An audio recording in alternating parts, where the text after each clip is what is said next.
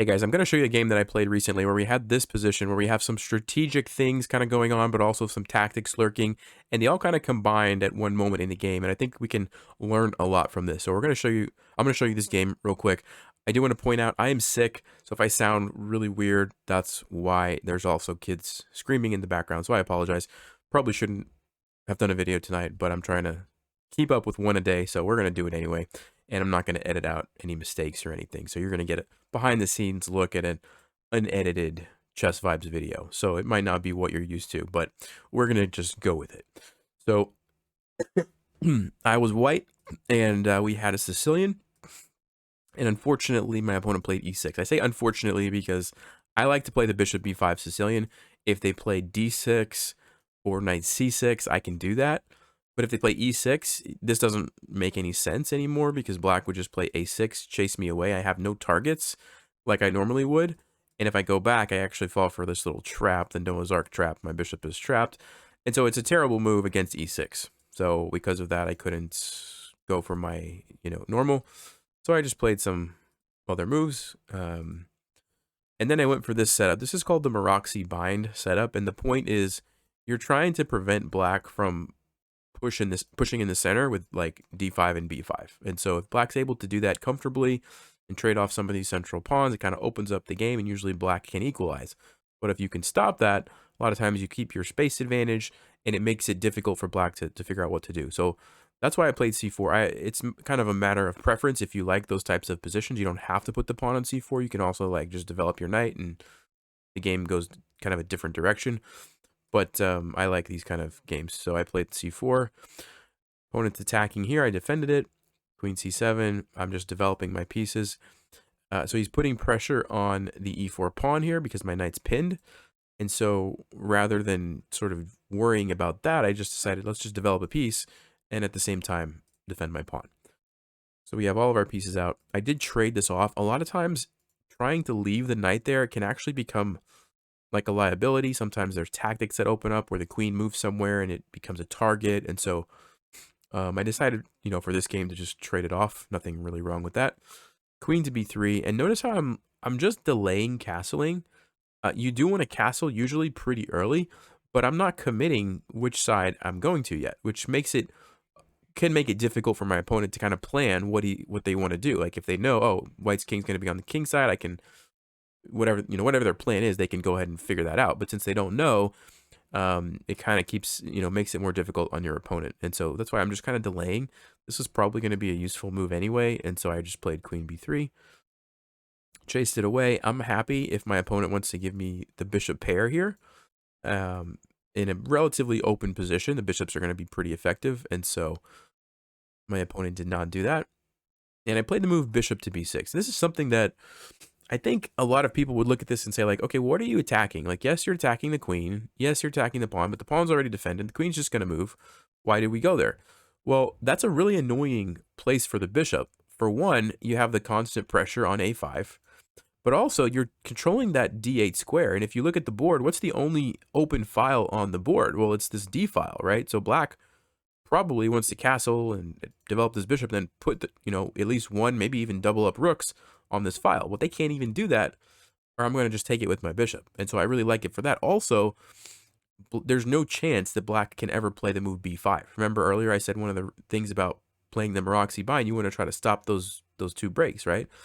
And so that's not even an option for black. Now, I would take it anyway if they did that before, but this is another way to do it. So I went there, and now I castled. It made sense to castle this way since it just lines up my rook on the queen, and that opens up tactical ideas, discovered attacks on the queen. So e5, c5, I wanted to just go ahead and solidify that bishop in there. And also, I'm opening up this diagonal for this guy, because this bishop, if you go back a move, this bishop's not really doing too much. And so by playing c5, I give it a really nice square. So here we go, bishop c4, attacking f7, black castles. And then I played f3, just kind of a solid move, preventing black's knight from doing anything. And if I want to use my knight, I can use it because I don't have to defend the pawn anymore. And again, notice how I have control of the file, and black is unable to counter my rook because of that annoying bishop that's sitting over there. Also, this bishop for black, it's like, where are you going to put it? You can't go anywhere. You don't want to go here. I'll just take it. You could go here, I guess, but that just looks like it's, asking for bad things to happen. So anyway, he brings the knight back, and what I didn't want to let happen was this trade to happen, where all I have now is a pawn sitting there, and it opens up the bishop.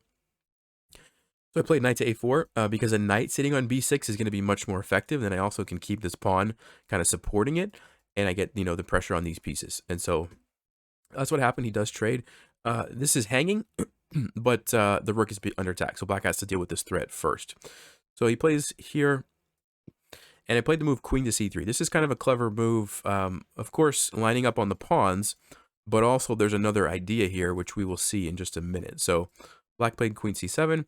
I decided, you know what, let's go ahead and double up the rooks. Now that my bishop is gone, black does have the option to play rook to d8. So I'm trying to go ahead and get 2 rooks on this open d file. So he takes the pawn, and this is what I was talking about. There's a tactical idea here. If you'd like to pause, what do you think I played in this position? Well, if you had a chance to look at that, the move is bishop takes f7 check. It's a discovered attack on this bishop. And what that means is I just move this bishop anywhere I want, and then I have the attack on the bishop. I'm sorry about the screaming. So it's check. Black has to deal with this. They can't save the bishop, and so we get this trade, but I get the pawn back, and now my queen is in a very annoying spot, defends my knight, and I still have lots of control and lots of threats that black has to, watch out for. And again, this bishop doesn't really have a whole lot of, good places to go to. So he plays rook here, attacking my knight. I retreated. By the way, there's an interesting move here, which I didn't see, but Stockfish is saying you could have just ignored that, brought the other rook over, and created this checkmate threat, essentially. And so black, for example, if black would have taken this, I can just come down here and I'm winning the game by checkmate. So that's kind of cool. I didn't see that in the game. This was a blitz game, and so I missed that one, but I just brought the knight back, still putting pressure on, these weak pawns with my knight and my queen. Opponent played here. I captured that. It was a free pawn. And then there was, let's see, where was it at? Right here, I saw a really nice move, which essentially almost finishes the game off. My opponent could have survived a little longer, but there's a really nice move here for white, if you'd like to pause and try to find it. All right, if you had a chance to look at that, the move is rook to d7. And this is kind of, actually, I forgot to mention this earlier, but like most of this game, it was sort of a positional battle where I was kind of controlling the squares, like blocking my bishop on b6 and just playing real slowly. And then all of a sudden, remember when I sacrificed the bishop, we kind of opened up and there was like tactical ideas. And that's sort of following up in this position. Here we go. A tactic basically finishes off the game. Rook to d7. And it's attacking the queen, also lining up on the 7th rank, getting ready to bring my queen in to deliver some checkmate threats. And even though black can take this, which is what was played in the game, I have another rook coming down. And it doesn't really matter that black has 2 rooks here because the 7th rank is totally, what's the word? I have control of it. Black has to leave, right? And so my opponent resigned here. But if you imagine if they would have played a move like, let's just say queen c8, I was going to go queen e7. And I don't believe, yeah, but the only way black can stop the checkmate is by sacrificing the queen. And so it was a nice game. And it just kind of goes to show how there was this positional battle happening, right? Where I was really trying to prevent black from getting any counterplay, sort of sinking my pieces into some of these squares, going from the Maroczy bind into this kind of setup. But then there was a moment in the game where we kind of switched, and it was all of a sudden, okay, now there's some tactics that are popping up. And so like bishop takes f7, right? And then the finishing blow of rook to d7. And so it goes to show how you always have to be thinking about both of those things when you're playing these games. You have to think about the strategic kind of positional aspect of the game, and you also have to think about tactics and being aware of when they show up in the game. So hopefully you guys learned something from that. I was playing this one over on Immortal Game, so I've been having fun over there, earning some crypto. It's still early in the project, so for those of you who are into those play to earn crypto games, now's a good time still. So I'll put a link in the description. You can check that out. But I'm gonna go probably help out with the kids and try to sleep. I haven't been able to sleep the past couple days. So anyway, I will talk to you guys next time. Stay sharp, play smart, take care.